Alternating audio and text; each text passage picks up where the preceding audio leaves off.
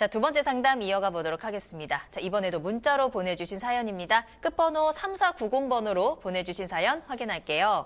자, 재건축은 아파트를 철거하고 재개발은 빌라를 철거해서 새 아파트를 짓는 걸로 알고 있었는데요. 어떤 곳은 빌라와 단독주택을 철거하면서 재건축이라고 되어 있고요. 정확한 기준이 뭔지 알고 싶습니다. 또 초과이익 환수제는 재건축에만 있다고 하는데 저는 재건축 말고 재개발에 투자를 하고 싶습니다. 라는 문자 보내주셨네요.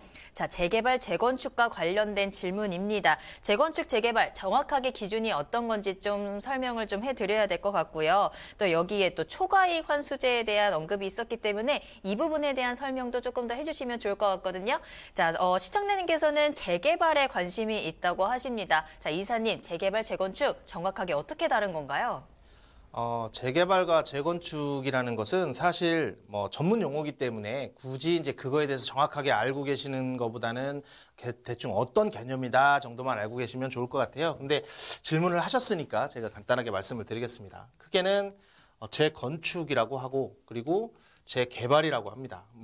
용어 자체는 부시고 다시 짓는 그런 개념은 같은 개념인데 대부분의 사람들은 그렇게 알고 있으세요. 아파트를 부시고 아파트를 지면 재건축이다. 그래서 예를 들어서 특정 지역을 얘기해서 좀 죄송하긴 하지만 음마아파트를 부시고 다시 새로운 아파트를 짓는다. 그런 건 재건축이다라고 생각을 하시고 재개발은 아까 말씀드린 구시가지 같은 성남 구시 같은 단독주택이나 빌라들이 모여 있는 곳을 이렇게 부시고 그러니까 빌라나 단독주택을 부시고 아파트를 짓는다. 아니면 또 다른 것을 짓는다라고 하면 재개발이다 이렇게 얘기를 많이 하는데 사실 그런 개념으로 한 80% 정도는 접근해서 비슷하다고 생각하시면 됩니다. 근데 사실 그거는 약간 좀 부족한 개념이 있습니다. 어떤 거냐면 그냥 그렇게 이해를 하시는 것보다는 재건축과 재개발은 이렇게 이해를 하시는 게 더 좋을 것 같아요.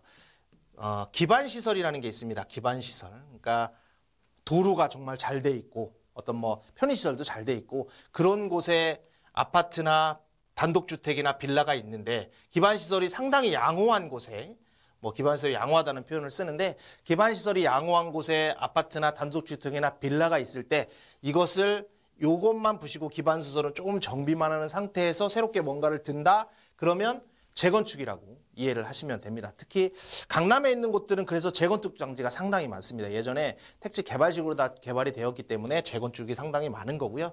재개발은 그렇지 않습니다. 아파트여도 상관은 없지만 기반시설이 상당히 열악한 겁니다. 그러니까 도로도 제대로 안 돼 있고 차 한 대도 다니기 힘들고 거기에 있는 아파트든 빌라든 단독주택이든 이런 것들이 너무 노후된 거죠. 녹물이 나온다든지 아니면 진짜 부서지려고 한다든지 이런 상태로 상당히 너무 안 좋다. 건물들이 너무 안 좋을 때 그거를 철거하고 다시 짓는다. 그거를 재개발로 이해를 하시면 됩니다. 그러니까 아파트 이런 빌라 이런 개념보다는 큰이는 그렇게 많이 되니까 그렇게 쓰지만은 이 기반시설이라는 거를 좀 더 중심 있게 보시면 돼요. 그래서 사실 예를 들어서 방배동에도 단독주택이 상당히 많이 있습니다. 단독주택이 상당히 많이 있고 일산 같은 데 빌라도 많이 있는데 빌라촌으로 구성된 곳을 만약에 기반시설이 상당히 잘 돼 있는 4차선이라든지 3차선 이런 것들이 다 들어있는 곳에 만약에 너무 건물이 오래돼서 그 건물들을 철거를 하고 새로 아파트를 짓는지 뭐를 짓는다고 하면 그때는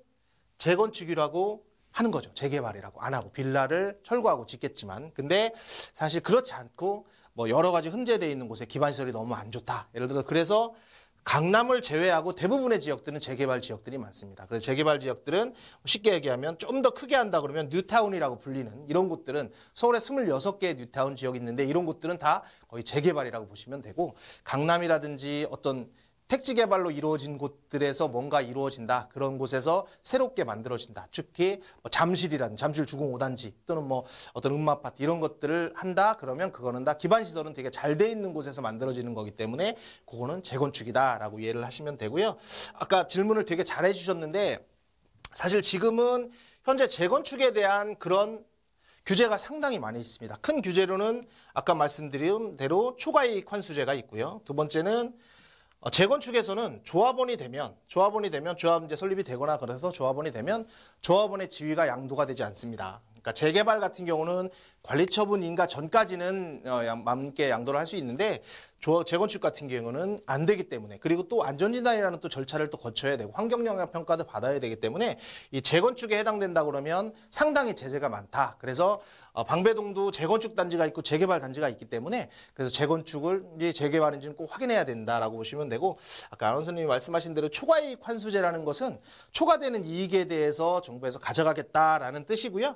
2018년 1월 기준으로 해서 그 전에 관리처분 난 것은 상관이 없는데 그 이후에 관리처분을 나는 것들에 대해서는 초과 이익을, 즉 3천만 원이 초과하는 부분에 대해서는 누진 적용을 해서 50%까지는 환수를 하겠다라는 개념입니다. 그래서 과연 얼마가 환수될지는 시뮬레이션 결과로 뭐 8억이 된다, 뭐 7억이 된다 이런 얘기가 있는데 실질적으로는 뭐 많이 나오지는 않을 것 같아요. 그리고 또 하나는 지금 헌법 소원을 제기 중에 있기 때문에 이제 이 법이 어떻게 통과될지는 아직 아무도 모릅니다. 하지만 현재로서는 어떤 곳이든 초과이익 환수제가 있기 때문에 이거에 대해서는 좀 더 면밀히 살펴보신다고 하면 재건축이나 재개발 중에 어떤 곳을 투자할지는 좀 생각이 좀 정리될 것 같고요. 그 제가 생각하기에는 재건축보다는 재개발 쪽에 조금 더 관심을 가지시는 것이 좋다고 생각하고 이 정도로 정리를 하도록 하겠습니다.